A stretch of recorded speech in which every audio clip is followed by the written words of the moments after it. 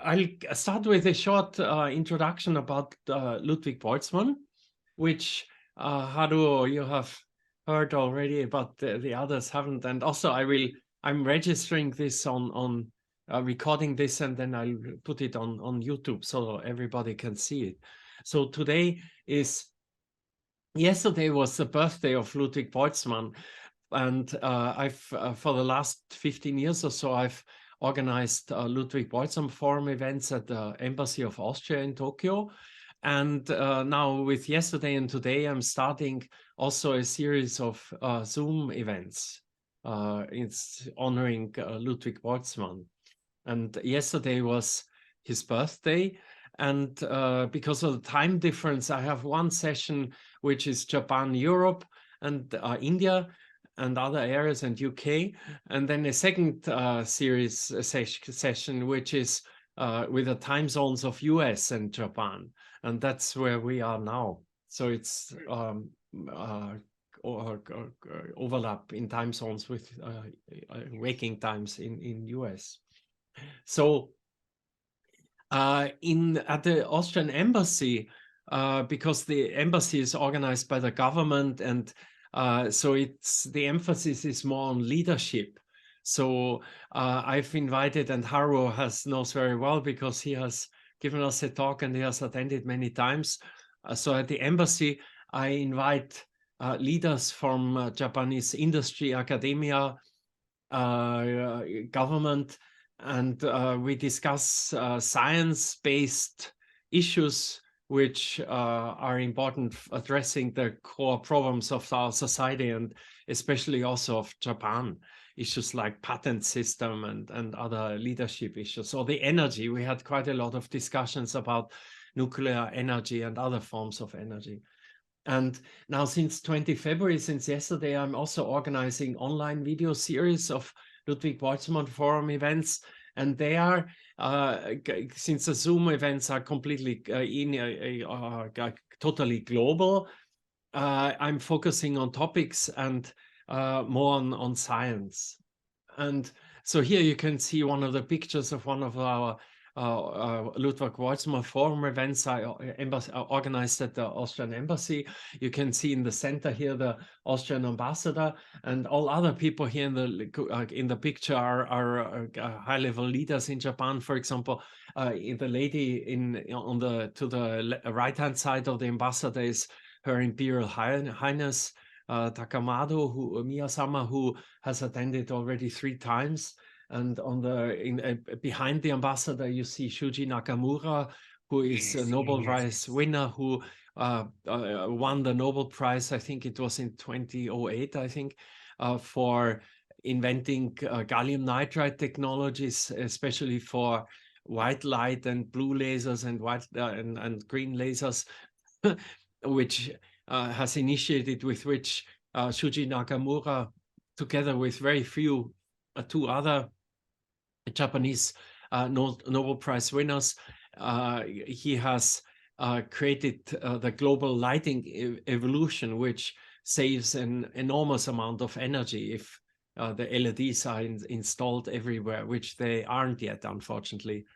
Or near the window, you see Professor Sumimatsu, who has created Japan's National Health Research Agency, which is inspired by US NIH.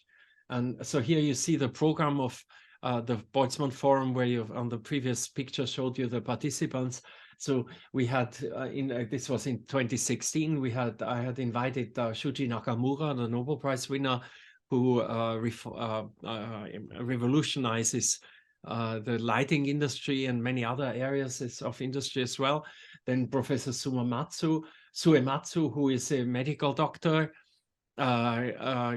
focusing his own research on gastroenterology.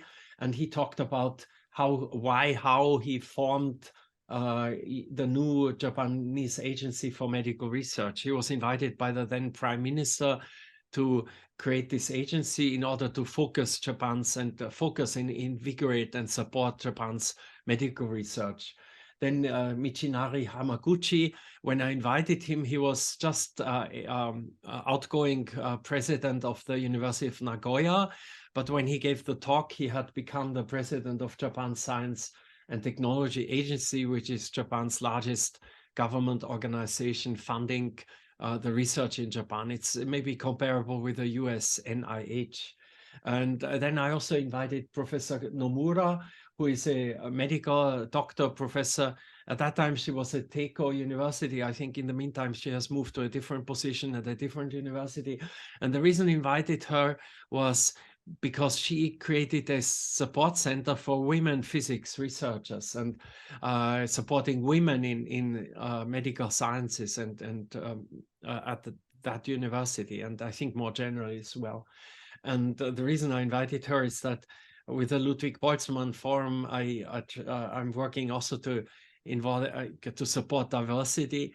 So, for example, I have organized one Ludwig Boltzmann Forum for women in medicine. Or the latest Ludwig Boltzmann Forum was in 2020. Because of the virus, since 2020, I didn't organize any Boltzmann Forum events at the embassy. And we had, I invited Professor Yanagisawa, who is globally one of the most important researchers on sleep. And as you know, sleep is very important for all living creatures, so including humans. And humans need about 8 hours of sleep. And if humans have less than 8 hours of sleep, then many research results show that the body and the brain and the nervous system and many other systems in humans suffer severe damage. And Professor Yanagisawa looks at illnesses and mechanisms of sleep, which is still very little understood. And he recently won the so-called Breakthrough Prize for his research just a few months ago. So he is internationally recognized as one of the top researchers in sleep.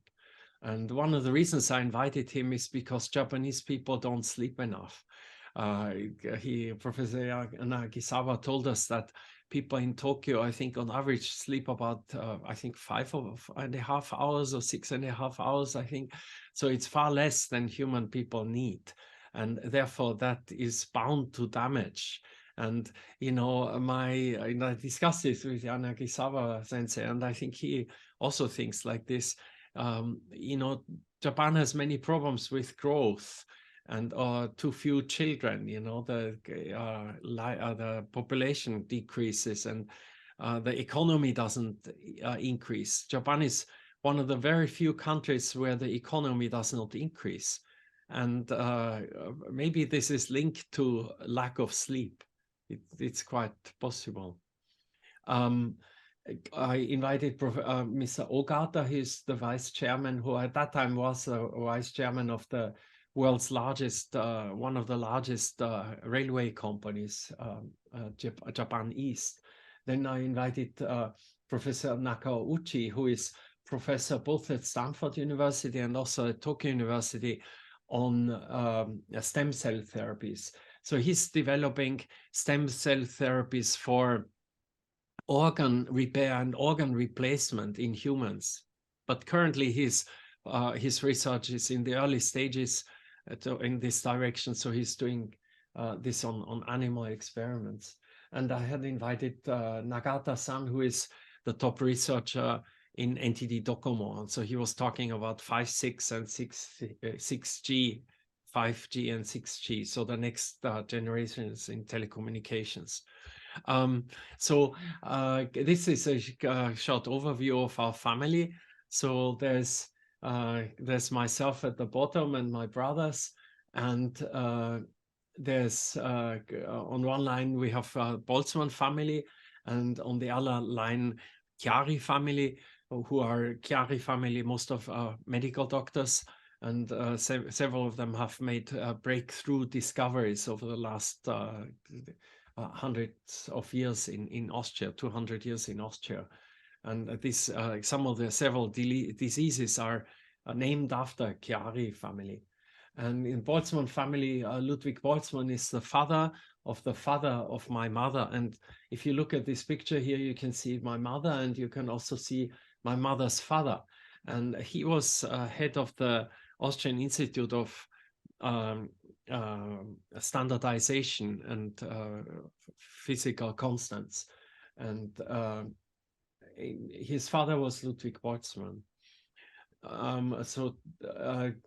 Ludwig Boltzmann, he lived from 20 February 1844 to September the 5th, 1906. So he died quite a while ago, but his work is so important that we use Boltzmann's results every day.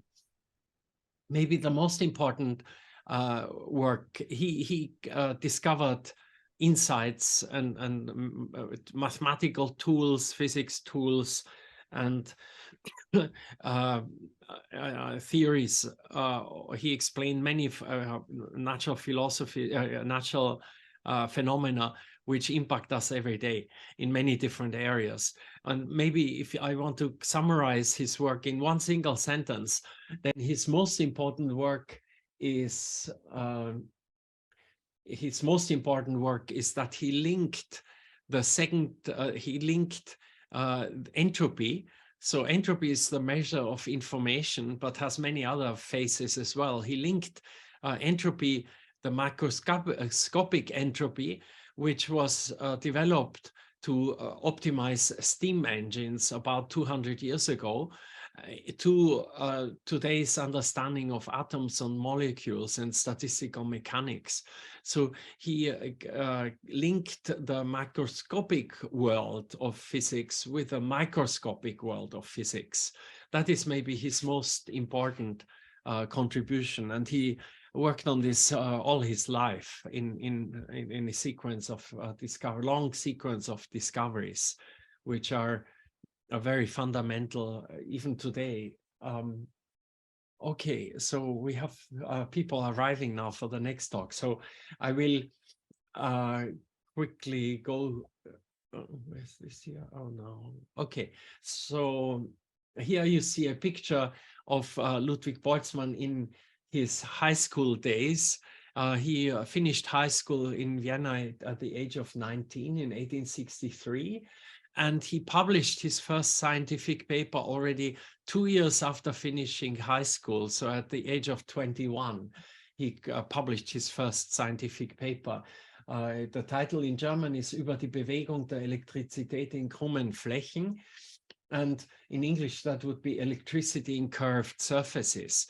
So at that time, it was the breakthroughs in explaining electromagnetism. So it was a time of Maxwell's equation, James Clerk Maxwell, who discovered or created Maxwell's equations to explain electromagnetism and electromagnetic waves. And that was in 1861, 1862. So about the same age as Ludwig Boltzmann finished high school. So he jumped into research immediately after high school with 19 and published his first scientific paper at the age of 21, which is very exceptional. I think today there are some maybe, but not many students who write their first scientific papers at the age of 21. And so at the age of 22, so in 1866, he published the paper über die mechanische Bedeutung des zweiten Hauptsatzes der Wärmetheorie. So in English, this is about the mechanical meaning of the second law of thermodynamics. So already at the age of 22, he looked at the second law of thermodynamics from the point of view of atomic principles. And so next year is the 200th anniversary of the second law. And we are planning to have a similar Zoom event on celebrating and looking into the details of the second law to commemorate the 200 years of the second law of thermodynamics. which Ludwig Boltzmann started to work on and publish at the age of 22. So as a reminder, in thermodynamics, we talk about 4 laws. So sometimes you also talk about the 0th law, which is the definition of temperature. And the first law is the conservation of energy. And the second law is the fact that, or the finding that an isolated system spontaneously evolves to the state of greatest entropy. And the second law of thermodynamics is extremely deep. It has most physicists will think that the second law is maybe the deepest and most fundamental principle of nature overall. But at the same time, it's extremely difficult to understand. And interestingly, it was developed about 200 years ago to optimize steam engines, because the Industrial Revolution was based on steam power, and therefore it was of utmost importance to optimize steam engines, to use coal and maybe wood and fire, the fire, to use that most efficiently. And so there was a lot of theoretical work which led to the definition of entropy and to the second law of thermodynamics. So at the beginning, it was an immensely practical law. And at that time, nobody thought about atoms. Atoms were not known at that time, and at least not in the way we understand atoms today.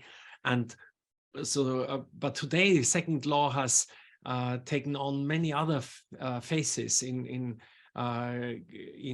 information theory and philosophy and heat death of the universe, so today, entropy and also the second law is immensely deep. Okay, so this is a picture of notebooks, personal notebooks of Ludwig Boltzmann, which he used for preparing his lectures, clarifying his notes, doing his research. And you can see here his sketches on where he works out and formulas in here. But the shorthand he used was called Gabelsberger, which was a system of shorthand which was introduced in the 19th century in Austria and reformed many times. And it was, I still learned shorthand in school in Vienna, but I never used it really. And today I think nobody uses shorthand anymore, or maybe in law courts or so, but not normally. And but Boltzmann used it every day. And he even used a personal version of this Gabelsberger shorthand. And I think the only person in the world who could read these notebooks and Boltzmann's writings is my mother, who, when I did my PhD, I inherited Boltzmann's writings and notebooks. And so I encouraged my mother to transcribe his unpublished writings, which she did. But unfortunately, my mother died 2 years ago. So I think today nobody can read these notebooks anymore. But I arranged for these to be published, most of it in Springer Verlag, so you can download it buy it on Amazon and read it. So here's another of his notebooks, and you can see this music here. So Boltzmann was a great fan of, his life was full of music, and many occasions he said that he could not live without Ludwig van Beethoven. So he was he admired Beethoven. Now a short sketch of his life, professional life. Ludwig Boltzmann started research very early. His first publication was at the age of 21. At the age of 23, he became Privatdozent, which is something like associate professor. And then at the age of 25, he became full professor at the University of Graz, which in today's world, I think it's very rare that people become full professors at 25. I don't think I know anybody who is a full professor at the age of 29. And then at the age of 25 and 29, age of 29, he returned to Vienna. Then he was offered a professorship in Zurich and Freiburg, which he did not take up. He married and became professor in Graz and head of the Physics Institute in Graz. And at the age of 43, he was rector, so president of University of Graz, but only for, I think, 1 or 2 years. And he didn't like that very much. And there was an incident where students insulted the emperor. And of course, he had nothing to do with this. But as a rector, as a president of the university, he was very severely impacted by his students insulting the emperor. And so he, I don't know if this contributed, but he didn't do, he wasn't president of university very long. And I think he probably felt he wasn't suited for being president, but he wanted to focus on research. And he moved to many different places. He was offered a professorship in Berlin, which he went there, but he rejected it and came back. Then he was professor in München, and then in Vienna, and then in Leipzig, and then back to Vienna. So he had many professional movements, and also, of course, many trips to conferences. He traveled very much, and he traveled 3 times to US, which at that time probably was not very common. And there were no airplanes at that time, no internet, and no credit cards.